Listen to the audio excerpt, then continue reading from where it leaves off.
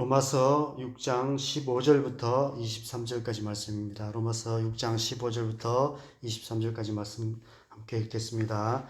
그런즉 어찌하리요? 우리가 법 아래에 있지 아니하고 은혜 아래에 있으니 죄를 지으리요? 그럴 수 없느니라. 너희 자신을 종으로 내주어 누구에게 순종하든지 그 순종함을 받는 자의 종이 되는 줄을 너희가 알지 못하느냐? 혹은 죄의 종으로 사망에 이르고 혹은 순종의 종으로 의에 이르느니라. 하나님께 감사하리로다. 너희가 본래 죄의 종이더니 너희에게 전하여 준 바 교훈의 본을 마음으로 순종하여 죄로부터 해방되어 의에게 종이 되었느니라. 너희 육신이 연약함으로 내가 사람의 예대로 말하노니 전에 너희가 너희 지체를 부정과 불법에 내주어 불법에 이른 것 같이 이제는 너희 지체를 의에게 종으로 내주어 거룩함에 이르라. 너희가 죄의 종이 되었을 때에는 의에 대하여 자유로웠느니라. 너희가 그때에 무슨 열매를 얻었느냐? 이제는 너희가 그 일을 부끄러워하나니 이는 그 마지막이 사망임이라. 그러나 이제는 너희가 죄로부터 해방되고 하나님께 종이 되어 거룩함에 이르는 열매를 맺었으니 그 마지막은 영생이라. 죄의 삭선 사막이요 하나님의 은사는 그리스도 예수 우리 주 안에 있는 영생이니라. 아멘. 그럴 수 없느니라. 오늘 본문은 어제 2절 말씀처럼 그럴 수 없느니라 라는 말씀으로 시작되고 있습니다. 신앙생활은 그럴 수 없느니라 라는 말로 시작되는 것 같습니다. 이 세상이나 세상을 향하여 노라고 말하고 하나님 말씀에 예스하며 사는 것이 신앙생활이기 때문에 그렇습니다. 우리 사는 이 세상은 죄로 가득한 세상입니다. 죄가 죄인지도 모르고 죄가 분명함에도 죄가 아니라고까지 우기는 세상입니다. 이 세상은 우리에게 이렇게 말합니다. 그럴 수도 있지. 그게 뭐 어때서? 정말 그럴듯한 말로 우리를 현혹하여 예스라는 대답을 얻어내려 합니다. 노라고 말하기 쉽지 않은 유혹들이 너무 많습니다. TV 홈쇼핑이나 쇼핑몰 진열대에서 우리의 시선을 잡아 끄는 것들이 많이 있습니다. 쉽게 돈을 벌 수 있다는 유혹에 혹하여 불법적인 일들을 행하는 사람들도 많이 있습니다. 우리의 심령의 공고함을 잠시나마 잊게 해주는 중독적인 쾌락의 유혹 역시도 만만치 않습니다. 그럴 수 없느니라 라고 단호하게 선을 그어야만 합니다. 철조망을 두르고 바리케이트를 치고 피 흘리기까지 죄와 싸워야만 하는 것입니다. 왜 그럴 수 없습니까? 15절에 우리가 법 아래에 있지 아니하고 은혜 아래에 있기 때문이다 라고 말씀합니다. 죄를 짓는다는 것은 하나님의 은혜를 벗어나는 것입니다. 다시 죄와 사망의 법 아래로 들어가는 것입니다. 그래서 그럴 수 없는 것입니다. 우리는 결코 다시 애굽으로 되돌아갈 수 없습니다.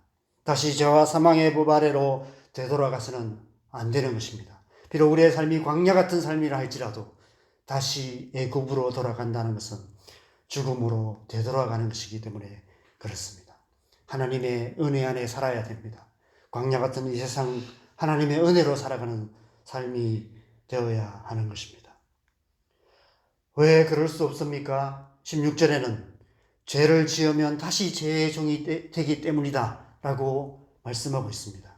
18절에 우리는 죄로부터 해방되어 의의 종이 된 자들이다 라고 말씀합니다. 의의 종이기 때문에 의를 행하는 삶을 사는 것이 마땅하다라고 말씀하고 있는 것입니다. 그리스도인이면 그리스도인답게 살아가는 것이 마땅합니다. 그리스도라는 이름을 가지고 있으면서 세상처럼 살려고 합니까? 그럴 수 없습니다. 결코 그래서는 안 되는 것입니다. 그리스도인답게 살아야 하는 것입니다. 의의 종으로 의를 행하는 것이 마땅합니다. 왜 그럴 수 없습니까? 21절에서 23절에 그 마지막이 어떠한지 우리가 분명히 알기 때문이다 라고 말씀합니다. 죄의 삭선 사망이기 때문에 죄의 삭은 사망이요 하나님의 은사는 그리스도 예수 우리 주 안에 있는 영생이기 때문이다 라고 말합니다. 죄의 결과가 어떠한지 너무나 분명한데 어찌 그럴 수 있겠습니까? 선택의 여지가 없는 선택입니다. 여러분, 신앙생활은 선택의 여지가 없는 선택입니다. 우리는 어떻게 하나님의 백성으로 하나님의 백성답게 살 수 있습니까? 하나님께서 우리에게 자유의지를 주셨습니다. 하나님께서 우리에게 주신 자유의지로 우리는 수많은 선택을 하며 살아갑니다. 우리가 어떠한 삶을 사는가는 우리가 날마다 어떤 선택을 하느냐에 달려 있습니다. 올바른 선택을 하면 올바른 삶을 살게 됩니다. 그릇된 선택을 하면 그릇된 삶을 살 수밖에 없습니다. 우리는 누구나 선택 가능한 것들 중에 더 나은 것을 선택하며 살아가고 있습니다. 그런데 신앙생활은 다릅니다. 신앙생활은 선택의 여지가 없는 선택을 하는 것입니다. 그것은 엄마가 좋아, 아빠가 좋아 라는 어떤 유치하고 대답하기 곤란한 그런 선택이 아닙니다. 사과가 좋아, 배가 좋아 같은 개인적인 취향을 말하는 것이 아닙니다. 사망이냐, 생명이냐, 멸망이냐, 영생이냐, 심판이냐, 소망이냐를 선택하는 것입니다. 그래서 그것은 선택의 여지가 없는 선택입니다. 여러분, 선택이라는 것은 선택의 여지가 있을 때 선택이 됩니다. 두 개의 사과 중에 더 맛있는 것을 우리는 선택합니다. 여러 가지 과일 중에서 내가 좋아하는 과일을 선택합니다. 여러 가지 옷들 중에서 내게 어울리는 옷을 선택합니다. 그것이 선택이죠. 근데 여러분, 제 앞에 저한테 남자 옷과 여자 옷을 주면서 선택하러 간다면 선택의 여지가 없는 것입니다. 100원짜리 동전 하나와 5만 원짜리 지폐를 중에 하나를 선택하러 간다면 선택의 여지가 없는 선택이 되는 것입니다. 사망이냐 생명이냐 누구에게나 선택의 여지가 없는 선택이 되는 것입니다. 그것이 복음입니다. 복음은 선택의 여지가 없는 선택입니다. 신앙생활은 선택의 여지가 없는 선택을 하며 사는 것입니다. 오직 예수, 오직 믿음, 오직 은혜가 복음의 전부라면 예수를 안 믿을 이유가 하나도 없는 것입니다. 믿기만 하면 영생을 얻게 되는데 안 믿을 이유가 어디 있겠습니까? 다른 선택을 할 이유가 없는 것이죠. 그리스도인으로서 살아간다는 것도 마찬가지입니다. 사람들이 착각하는 사실이 하나 있습니다. 내 인생은 나의 것이라는 착각입니다. 내가 내 삶의 주인이라고 생각하는 것이죠. 여러분, 우리가 우리 자신의 주인이 되기 위해서는 가장 소중한 것을 스스로 지킬 수 있어야만 내 삶의 주인이 될 수 있습니다. 우리의 가장 소중한 것이 무엇입니까? 자신의 생명입니다. 그런데 우리는 우리 자신의 생명을 지킬 수 없습니다. 우리는 누구나 선택의 여지가 없이 죽게 됩니다. 그 누구도 죽음 앞에 다른 선택을 할 수가 없습니다. 우리 자신보다 더 큰 힘이 우리의 생명을 위협하고 결국은 빼앗아 갑니다. 그래서 우리는 사망의 권세의 종이 될 수밖에 없습니다. 죽기를 무서워하여 일평생 매여 종노릇하는 삶을 살 수밖에 없다라고 히브리서에는 말씀하고 있습니다.